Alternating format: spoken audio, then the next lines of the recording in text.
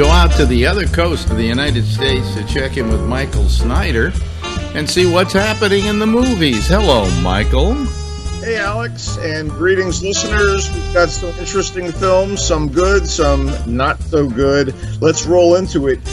Scary Stories to Tell in the Dark does a relatively clever job of adapting a few of the creepy tales in a best-selling horror anthology series that I believe is aimed at tweens and young teens. Haven't read the stuff, but this makes good atmospheric and thematic use of a 1968 small-town America setting, and the filmmakers approached the project by creating a narrative framework about a nerdy teenage girl who wants to write horror stories. And on Halloween night, she goes to a purportedly haunted house with her two equally nerdy high school pals and a mysterious newcomer, and finds an old book belonging to, I guess, a notorious local girl who was mistreated back in the late 1800s, and the book ends up manifesting the stories that the fans know from the bestseller.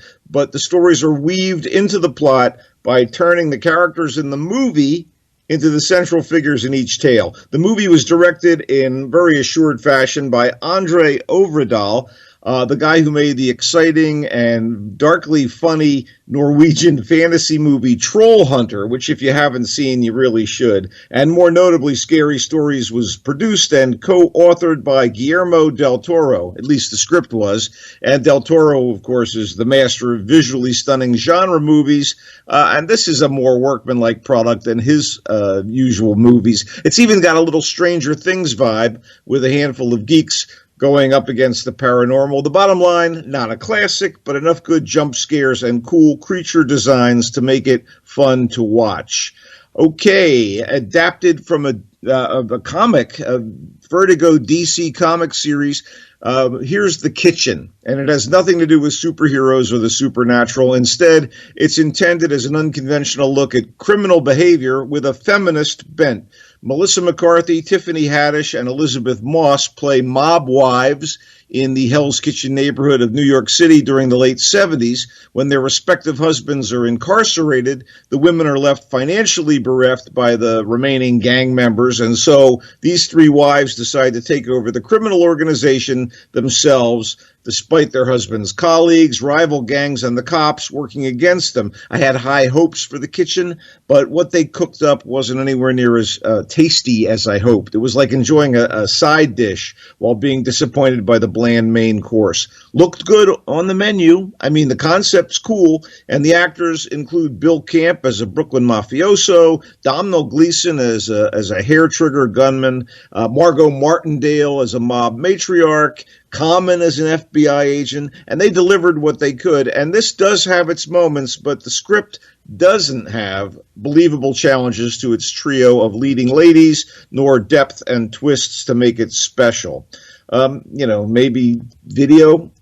Brian Banks is a somewhat uplifting biopic based on the true story of the title character, a high school football star ticketed for a scholarship at USC until he's railroaded into a prison sentence, wrongly accused of an assault. As his years in jail mount up, he petitions the California Innocence Project to help him overturn his conviction and allow him to play professional football. Eventually, a mover and shaker in the project is convinced to take on the case. Aldous Hodge is good as Banks, inspiring you to root for him, and Greg Kinnear is on point as Justin Brooks of the California Innocence Project, who decides to champion Banks. This is in the good but not great category, certainly fine for home viewing when available. The Art of Racing in the Rain is a dramedy concerning the life-affirming bond between an aspiring Formula One race car driver and his golden retriever. Yeah, it's the latest live-action Dogs Are Higher Beings movie, as in the spate of recent films that feature a dog and its adventures with the animal's inner thoughts voiced by an actor or actress of some repute. Like others of its ilk, it's based on a bestseller, this one by author Garth Stein. The target audience for these books books. In the movies, they spawn as presumably the legion of dog lovers everywhere. In this one, a puppy bonds with his owner, this nice guy race car driver played by Maio Ventimiglia of This Is Us, and the two of them navigate a life that includes the racer falling in love with and marrying an adorable school teacher played by Amanda Seyfried, and the couple having an adorable daughter. Of course, the dog, named Enzo, after Enzo Ferrari, is skeptical of the girlfriend turned wife and the child, but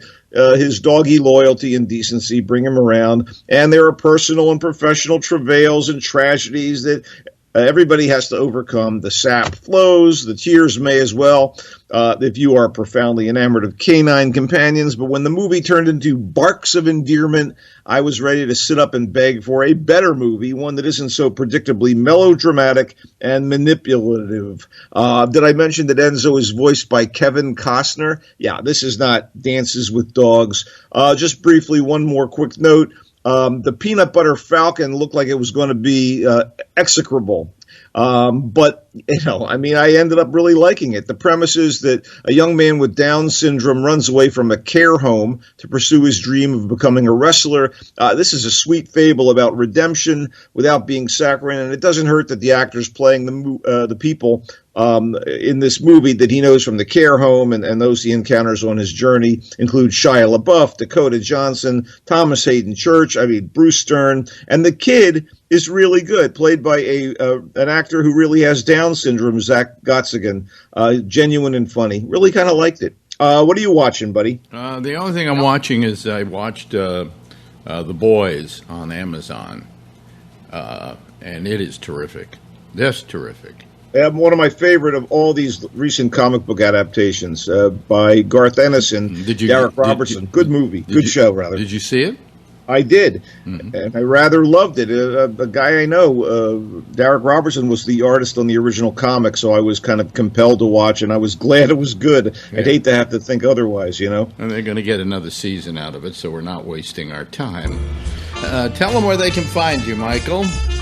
I'm on Twitter at Culture Blaster, on Facebook at Michael Snyder's Culture Blast page, and here on GABNet. Okay, and there's more GABNet coming right up if you're listening to us on the 24/7 feed. Otherwise, you can find us over at GABNet.net, and we'll see you next week, Michael. There's more GABNet coming right up, by the way.